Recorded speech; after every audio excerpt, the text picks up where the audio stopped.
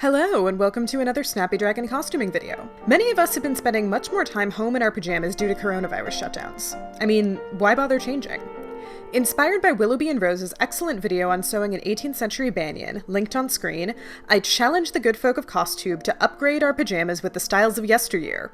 Check out this playlist to see what everybody else has made. The banyan is pretty much a bathrobe or dressing gown. It has a simple T-shaped construction with sleeves and body cut in one. I first cut a cotton sateen bedsheet and some soft cotton voile for lining to my length and arm span measurements, folded them in quarters, and then stacked them on top of each other. The pattern begins with marking half my sleeve width down from the top, carrying that line towards the center to my desired sleeve length, then drawing diagonally downwards from the underarm to the bottom outside corner.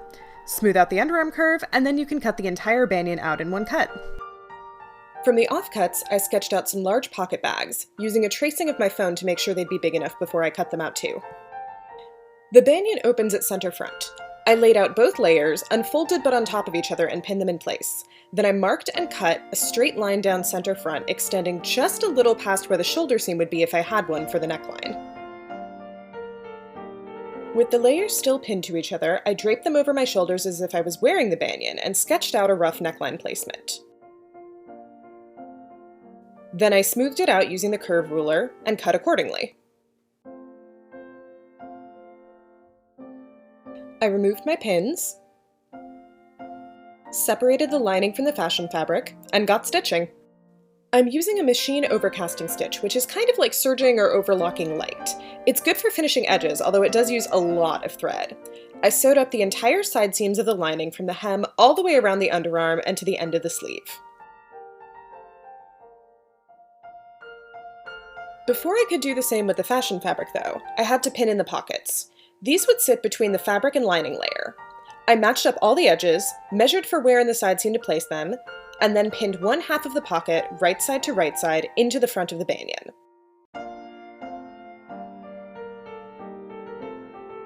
Once I did the same with the back, I would have a complete pocket all ready to go. At the machine, I first stitched each pocket piece to the body, then sewed the entire side seam up like the lining.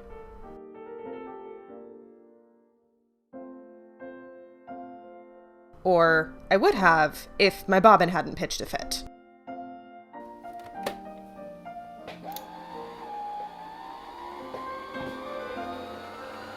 After rewinding and rethreading, I could finally finish the side seam.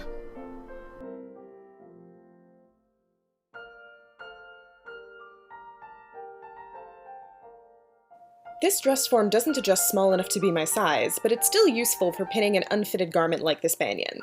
I'm creating a bagged lining, so I put the layers right sides together on the form and pinned the sleeve ends.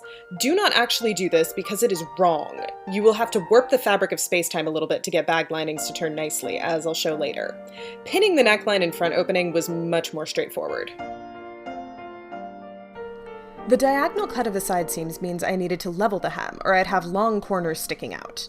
Using a plexi ruler, I measured the shortest part of the hem, then marked that same length on every other area, adjusting the draping to be sure it would hang correctly.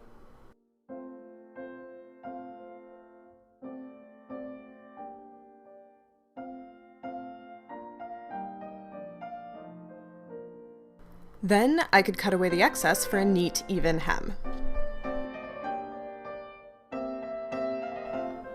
Back at the machine, I began sewing the lining and fashion fabric layers to each other. Starting near the center back of the hem, I stitched all the way around the hem to one side of the front opening, around the corner, up and around the neckline curve, down the other side of the front opening, and across the rest of the hem, leaving a 6-inch gap to turn the banyan right side out. I also stitched together the ends of the sleeves, but this was in fact a grave error. When I turned the garment right side out like that, the sleeve lining was outside the sleeve instead of inside it. To get the sleeve lining to sit inside the sleeve when the banyan is turned out, they have to be separated and stitched together that way. I still can't get my head around it, but this is how it works. With the sleeve lining outside of the sleeve, I pinned the cuff seam right side to right side and sewed it like that. It's a bit tricky, but better than the alternative.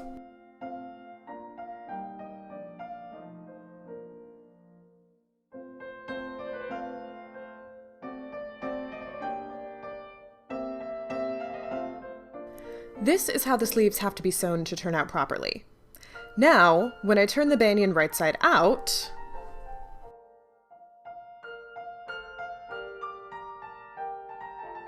the lining goes inside the sleeve, with the extra length on the fashion fabric layer folding back inside to create a facing.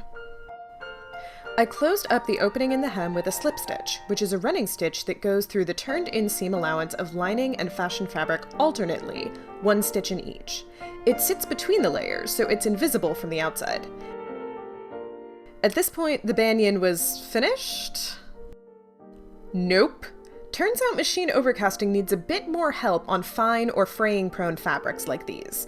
I kept finding gaps where it hadn't held, so I turned the banyan inside out again, re-stitched the fraying areas, and then ran a straight stitch along behind it. I had to do this on the lining side seams, fashion fabric side seams, pockets, sleeve ends, and the seam between lining and fabric, so it was a lot of stitching, but it's worth it to do things right and not have my banyan fall apart on me.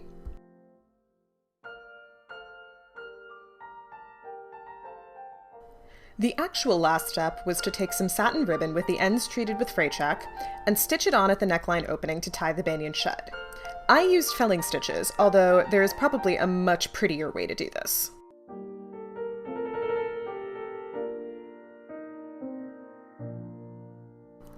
Now, the banyan was really done. I got new bedsheets recently, which are half linen, half cotton, but I prefer satin pillowcases because they don't frizz my hair. I'm clearly not above sewing costumes out of bed linen, so after unpicking one side seam and cutting across the fold at the top, the two linen pillowcases became panels for making an under-petticoat. I left the decorative hem stitch because why not? I'm pleating using the divide and conquer method, which is fast and easy, but not as precise. I matched the remaining pillowcase seam to the center of a piece of twill tape, and the edges of the panel to the tape 1/4 of the petticoat waist measurement to each side. From there, I began dividing the twill tape in half, then each section in half again, until I had marks that looked like a good pleat size. I did the same with the fabric, marking it in half, then each section in half again, the same number of times. Now I could match those marks to each other to begin folding pleats without having to measure or do any math. Each plait was secured in place by a clip. Here's a close-up of how I fold the pleats to make them look as neat and even as possible. You can match the marks first and fold that way, but I found it was easiest to lay the fabric flat over the tape until I reached the mark on the tape, then back over itself so the two marks line up. Adjust as needed so the pleats are visually even. The front panel has a 4-inch wide box pleat in the center, folded before the dividing in half part.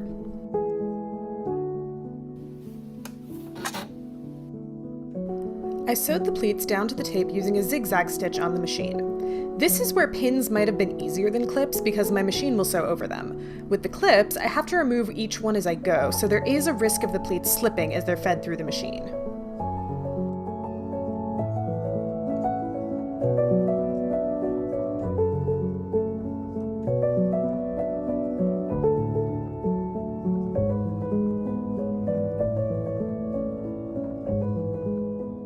Having learned the proper use of machine overcasting from the banyan, I sewed the side seams first with an overcasting stitch, and then ran a straight stitch behind. I left about 9 inches open at the top of each side seam to put the petticoat on. Let me tell you, it was weird seeing the same seam treatment on one of my historical pieces as I see on factory-made t-shirts.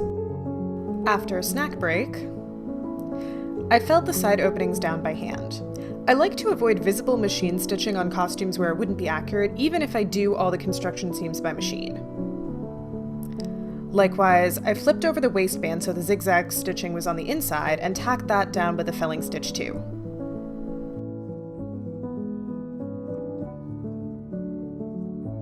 With that step complete, the under petticoat was all done.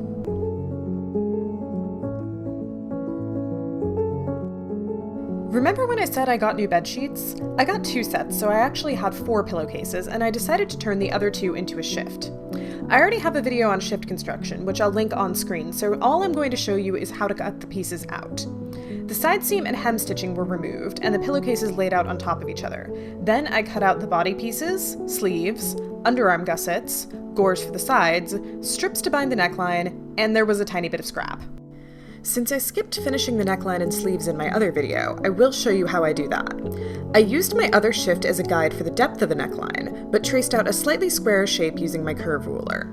Then I separated the layers, keeping the front and back folded down their respective centers, so when I cut out, the neckline would be perfectly symmetrical.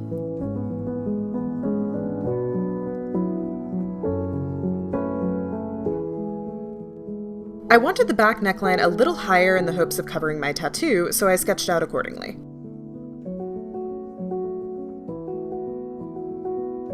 With the fabric doubled up, I could cut each half of the neckline in one go.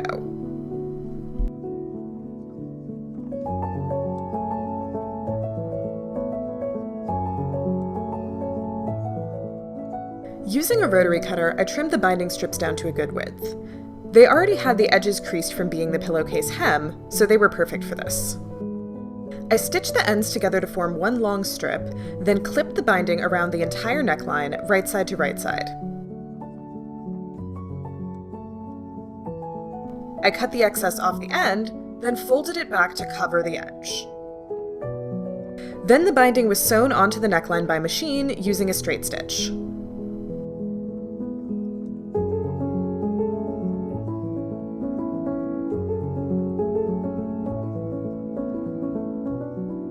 I flipped the binding around to the wrong side, tucked the folded edge under to create a casing, and secured the loose edge to the shift body using very small felling stitches. I have sewn this by machine on mock-ups before, and trust me, it does not look good. I also double turned the ends of the sleeves and felled them down to create drawstring casings there as well.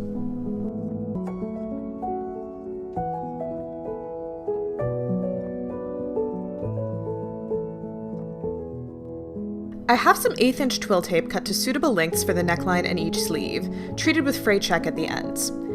Using a large tapestry needle, I'm threading the tape through each casing, making sure not to stab through the fabric anywhere.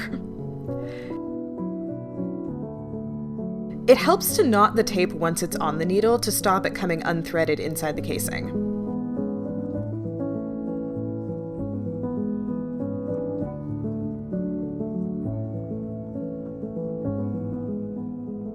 With drawstrings in the neckline and both sleeves, the shift was finished.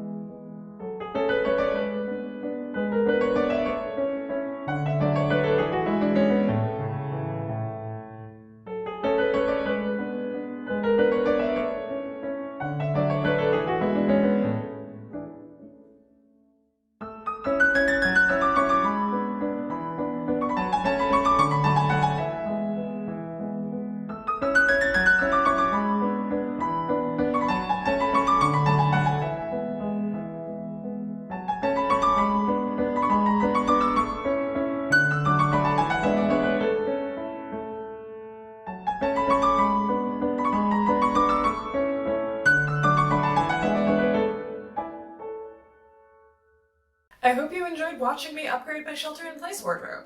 Before I go, I want to acknowledge the absolutely incredible civil rights movement that's taking place at the time of filming. Black lives matter. They have always mattered and will always matter. History is full of beautiful dresses, but it is also full of ugly things like racism, and it's important for us to not gloss over that. It's also unacceptable for it to continue. Please direct your attention to the description box, where I have linked the channels and Instagram accounts of some wonderfully talented Black costumers who you should be following.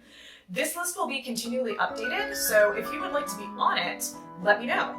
I would also like to direct you to these videos linked on screen from living history interpreters, which speak to the reality of life for many Black people during the time the clothes in this video were in fashion. Once you've taken some time to listen and learn from these folks, don't forget to leave a like, subscribe to my channel, and ring that notification bell to make sure you don't miss any future videos from me. You can also follow me on Instagram at MissSnappyDragon for more stitchy business. I'll see you next time. Happy sewing!